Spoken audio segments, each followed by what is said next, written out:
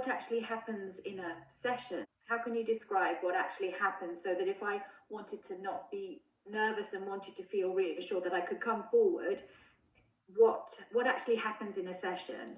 Okay, well, the first thing to say is that people do often feel nervous before this kind of work. It's almost like the body knows something's going to happen.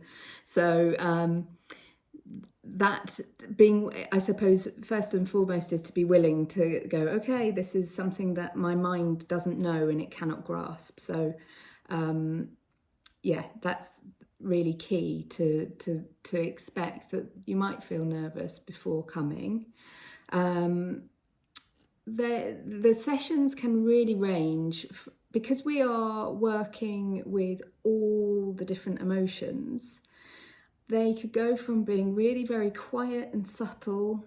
We might be working with the resistance people feel when breathing, that it might not be enjoyable to make a connection with the breath. So all the defense mechanisms might come into play, and in those cases the work is really letting the person experience, how do they resist breathing into their bodies, where does the breath get stuck, and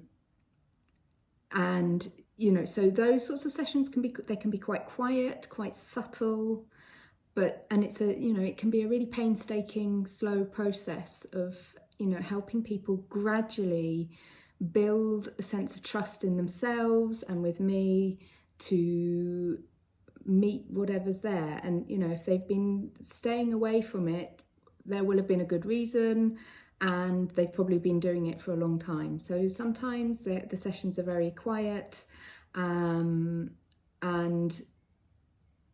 there might not be some big firework moment of everything being released, and that's okay. And it can be really important, especially if somebody's nervous system has been completely overwrought. We want really to help people feel a sense of containment. So that's one end of the scale. If somebody's holding something that's really close to the surface, there might well be a release of emotion. There might also be, the body might just move involuntarily, I suppose you could say. And this is what we want to allow. So wherever we've had to condition ourselves into acting a certain way, putting a smile on things, being a good girl or a good boy, this is where some of those coping mechanisms might break away, and we come into maybe the distress that's lying underneath, and we allow it to be expressed. So there might be tears, but equally there might be laughter.